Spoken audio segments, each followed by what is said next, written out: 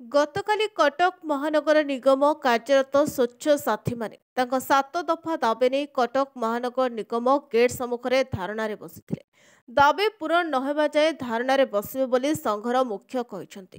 ସ୍ୱଚ୍ଛ ସାଥୀ କର୍ମୀମାନଙ୍କ କହିବା ଅନୁଯାୟୀ ଦୀର୍ଘ 5ରୁ ଆଜି ପର୍ଯ୍ୟନ୍ତ ସ୍ୱଚ୍ଛ ସାଥୀ ଭାବେ ବିଭିନ୍ନ ୱାର୍ଡରେ କାର୍ଯ୍ୟ କରି ଆସୁଛନ୍ତି ଓ ସରକାରଙ୍କ ନିର୍ଦ୍ଦେଶ ଅନୁଯାୟୀ କଟକ ସହରର ଅଳିଆ ଆବର୍ଜନାକୁ ପୃଥକ କରିବା, ରାସ୍ତାଘାଟ ସଫେଇ ଦେଖିବା, କୋଭିଡ ସମୟରେ କାର୍ଯ୍ୟ କରିବା, ଭ୍ୟାକ୍ସିନ ଡ୍ୟୁଟି, ବିଏସକେୱାଇ କାର୍ଡ କାମ, ବର୍ତ୍ତମାନ ସୁଭଦ୍ରା ଯୋଜନା ବଣ୍ଟନ, ପ୍ରତ୍ୟେକ ଘର ସର୍ଭେ ଆଦି କାର୍ଯ୍ୟ ନିଷ୍ଠାପର ଭାବେ କାମ କରି ଆସୁଛନ୍ତି। କିନ୍ତୁ ଦରମା ବାବଦରେ ମିଳୁଛି ମାତ୍ର 4,000, ଯାହା କଟକ ସହର ପରି ସ୍ଥାନରେ ଏହି ଘର ଚଳାଇବା ଏକ କଷ୍ଟସାଧ୍ୟ। ସରକାରଙ୍କୁ ବାରମ୍ବାର ଗୁହାରି କଲେ ସୁଦ୍ଧା କୌଣସି ସୁଫଳ ମିଳୁନାହିଁ।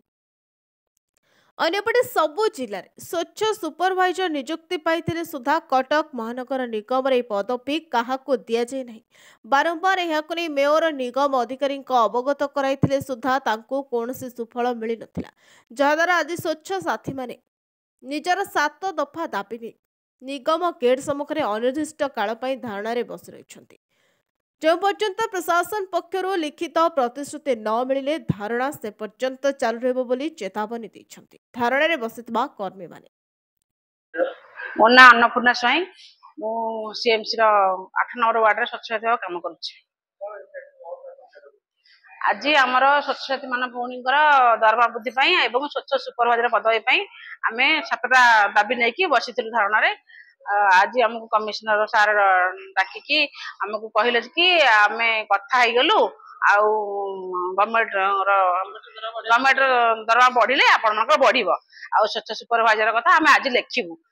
କିନ୍ତୁ ଆମେ ତ 1.5 ମାସ ପୂର୍ବରୁ ତାଙ୍କୁ ଲେଖିକି ଦେଇକି ଗଲୁଣୁ ଆମର ଏଇ ଦିନ ଦରକାର ବୋଲି। ସେ ଆଜି କଣ ଲେଖିବେ? ଆଉ ଆମକୁ କଥାରେ କଣ ଶୁଣଉଛନ୍ତି ଯେ ଆମେ ସେ କହିଲେ କରେଇଦେବେ ଅକ୍ଟୋବର ସୁଦ୍ଧା। ଆମେ ଲିଖିତ ଆକାରରେ ଦିଅନ୍ତୁ, ଆପଣ ଅକ୍ଟୋବର ମାସ ସୁଦ୍ଧା ଆପଣଙ୍କର ବର୍ଷିତ ଦରମା ପାଇବେ, ନହେଲେ ଆମେ ବ୍ୟବସ୍ଥା କରିବୁ। ଆଉ ଆମେ ଏମିତି ହେଲେ ଆମେ ବାଧ୍ୟ ହେଇ ବସିବୁ, ଆଉ କଣ କରିବୁ? ଆମେ ଏଇ ଯୋଉ ଆଉ ଉଠି ପାରିବୁନି। ଯେପର୍ଯ୍ୟନ୍ତ ମେୟରକୁ ଆମେ ବି ମାସେ ପୂର୍ବରୁ ଜଣେଇଛୁ ମେୟର ସାର୍ଙ୍କୁ। ମେୟର ସାର୍ ଯଦି ବାହାରକୁ ଯିବାର ଥିଲା ତ ଆମକୁ କହିଥାନ୍ତେ, ଆମେ ଆଉ ଘୁଞ୍ଚେଇ ଦେଇଥାନ୍ତୁ। ଆମେ ବସିଛୁ, ଯେବେ ମେୟର ସାର୍ ଆସିବେ ଆମେ ସେବେ ଉଠିକି ଯିବୁ। ମୋ ନାଁ କାଜଲ ମହାପାତ୍ର, ମୁଁ 32 ନମ୍ବର ୱାର୍ଡର ସ୍ୱଚ୍ଛ ସାଥୀ ଭାବେ କାମ କରୁଛି। ଆମର ଆଜି ଆକ୍ଚୁଆଲି 2ଟା ମୁଖ୍ୟ ଧାରଣା ଥିଲା। ଗୋଟେ ଥିଲା ସ୍ୱଚ୍ଛ ସାଥୀ ମାନଙ୍କର ଦରମା ବୃଦ୍ଧି, ଆଉ ଗୋଟେ ସ୍ୱଚ୍ଛ ସୁପରଭାଇଜର ପୋଷ୍ଟ। ଆମେ ସ୍ୱଚ୍ଛ ସୁପରଭାଇଜର ପୋଷ୍ଟରେ ଇଣ୍ଟରଭ୍ୟୁ ଦେଇକି 5 ବର୍ଷ ହେଲାଣି ସେଇ ପଦବୀରେ ପାଇନୁ। ବର୍ତ୍ତମାନ ଅଲ୍ ଓଡ଼ିଶାରେ ସବୁ ଜାଗାରେ ସବୁ ଜିଲ୍ଲାରେ ସ୍ୱଚ୍ଛ ସୁପରଭାଇଜର ପୋଷ୍ଟ ଅଛି, ମାନେ ଫାଷ୍ଟରୁ ଅଛି 5 ବର୍ଷ ତଳୁ। ମାନେ କଟକ, ଚୌଦ୍ୱାର, ଟାଙ୍ଗୀ, ଆଠଗଡ଼, ବରଗଡ଼ କୋଉ ଜାଗାରେ ନାହିଁ, କେବଳ କଟକ ସହର ମ୍ୟୁନିସିପାଲିଟିରେ ହିଁ ଆମକୁ ସୁପରଭାଇଜର ପୋଷ୍ଟ ଦିଆହେଇନି। ଆଜି ଦିଆହବ, କାଲି ଦିଆହବ କହିକି ଦିନ ପରେ ଦିନ ଗଡେଇ ଚାଲିଛନ୍ତି। ତାପରେ ଏବେ 5 ବର୍ଷ ପୁରୀ 6 ବର୍ଷ ହବ ସ୍ୱଚ୍ଛ ସାଥୀଙ୍କ ଦରମା ବୃଦ୍ଧି ନେଇକି ଆମେ ମେୟରଙ୍କୁ କମିଶନରଙ୍କୁ ଜଣେଇଥିଲୁ। କମିଶନର ସାର୍ ତ ଏବେ ନୂଆ ଜଏନ୍ କରିଛନ୍ତି, କିନ୍ତୁ ମେୟର ସାର୍ ବହୁତ ପୁରୁଣା, 3 ବର୍ଷ ହେଲାଣି। ସିଏ ଆମକୁ ବାରମ୍ବାର ପ୍ରତିଶ୍ରୁତି ଦଉଛନ୍ତି ଯେ ତମାନଙ୍କ ଦରମା କାଉନସିଲିଂରେ ପାସ୍ କରିକି ବଢେଇ ଦେବୁ। ସବୁ ପ୍ରମାଣ ସହିତ ଆମେ ରହିଛୁ। ବର୍ତ୍ତମାନ 2 ମାସ ତଳେ କାଉନସିଲିଂରେ ପାସ୍ କଲେ। ସବୁ କର୍ପୋରେଟର ମାନଙ୍କର ମାନେ ଯୋଉ କୁହନ୍ତି ସହମତିରେ ଆମ ମାନଙ୍କ ଦରମା ବୃଦ୍ଧି ହେଲା, କିନ୍ତୁ ଏପର୍ଯ୍ୟନ୍ତ ଆମ ମାନଙ୍କୁ ଦିଆଯାଉନି। ମାନେ ମେୟର ସାର୍, ଆମେ ଶୁଣିବାକୁ ପାଉଛୁ ଯେ ମେୟର ସାର୍ ହିଁ ରାଜି ହଉନାହାନ୍ତି ଦରମା ବୃଦ୍ଧି ପାଇଁ, ଯିଏକି ଆମକୁ ପ୍ରତିଶ୍ରୁତି ଦେଇଥିଲେ ତମାନଙ୍କ ଦରମା ଆମେ ନିଶ୍ଚିନ୍ତ ବଢେଇବୁ କାଉନସିଲିଂ ରେ। ଆଉ ଏ ପଇସା ଆମେ ଗଭର୍ଣ୍ଣମେଣ୍ଟର କହୁନୁ। ବର୍ତ୍ତମାନ ଆମର ଲଢେଇଟା ହଉଛି, ଆମକୁ ମ୍ୟୁନିସିପାଲିଟି କାମ ଦଉଛି, କାରଣ ଗଭର୍ଣ୍ଣମେଣ୍ଟ ସେକ୍ଟରରେ ଆମକୁ ଯେତିକି କାମ ଦଉଛି ଆମେ ସେତିକି କାମର ସୀମିତ ନୁହଁ। ଆମର କାମ ଓଦା ଅଳିଆ ଶୁଖିଲା ଅଳିଆ ଲୋକଙ୍କୁ ବୁଝେଇବା, ତାଙ୍କୁ ଆୱାରନେସ୍ କରିବା। କିନ୍ତୁ ତା ସହିତ ଆମେ ବହୁତ ଗଭର୍ଣ୍ଣମେଣ୍ଟର ବହୁତ ସଂସ୍ଥାରେ ଆମେ କାମ କରୁଛୁ। ଗଭର୍ଣ୍ଣମେଣ୍ଟର ବହୁତ ପ୍ରୋଜେକ୍ଟରେ ଆମକୁ ଦିଆହଉଛି। ବର୍ତ୍ତମାନ ଏଇନା ଆପଣ ଦେଖନ୍ତୁ, ସୁଭଦ୍ରା ଯୋଜନାରେ ଆମ ପିଲା ରହିଲେ। ଆମେ ଯେତେବେଳେ ରହିଲୁ ସକାଳର ଡ୍ୟୁଟି କରିବୁ, ସୁଭଦ୍ରା ଯୋଜନା କରିବୁ, ଲୋକ ଲାଇନ ଲାଗିଥିବେ ଫର୍ମ ନେବା ପାଇଁ। ଆପଣ ମିଡିଆ ଭାଇ ମାନେ ନିଜେ ଚିନ୍ତା କରନ୍ତୁ, 130 ଟଙ୍କାରେ ଏତେ ପରିଶ୍ରମ କିଏ କରିପାରିବ କି? ତାହେଲେ ଆମକୁ ଯୋଉ ପ୍ରତିଶ୍ରୁତି ଦିଆଯାଇଥିଲା 2 ମାସ ତଳେ ଦରମା 8,000 କୁ ବୃଦ୍ଧି, ସେ 8,000 ତ ସ୍ୱପ୍ନ ବର୍ତ୍ତମାନ କୁହାଉଛି। ଆମର ଦାବିଟା ରହିଲା ଆମର କାଉନସିଲିଂ ର ବିଲ୍ ପାସ୍ କରାଯାଉ, କିନ୍ତୁ ସେ କାଉନସିଲିଂ ର ବିଲ୍ ଏପର୍ଯ୍ୟନ୍ତ ପାସ୍ ହେଇଛି, କିନ୍ତୁ ଆମେ ମାନେ ପାଇପାରୁନୁ। ଆଉ ତାର ସତ୍ୟାସତ୍ୟ ଆମେ ବି ନିଜେ ଜାଣିପାରୁନୁ।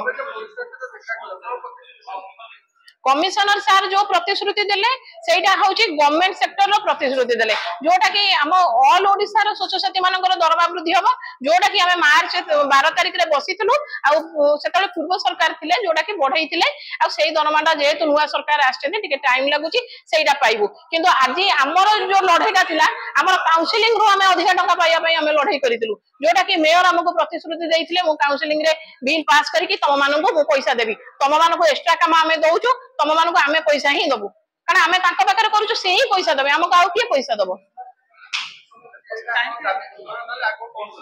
हमर जदी दाबी पूर्ण न होला हम मन बेसी दुख जे मेयर साहब वर्तमान नाहंती कोन 4-5 दिन पई जाइछंदी हमको आहुरी दुख लागला से तो जेतले गले हम मानको भी डाके के कथा वार्ता करै परथांदे हम मानको कहि परथांदे जे मु 4-5 दिन परे जाउची किंतु हम मानको किछि न कहि के चली गले मेयर साहब आसिया पर्यंत हमर धारणा चालू रहिबो। कटक निवेदिता सिंह रिपोर्ट प्रयाग खबर।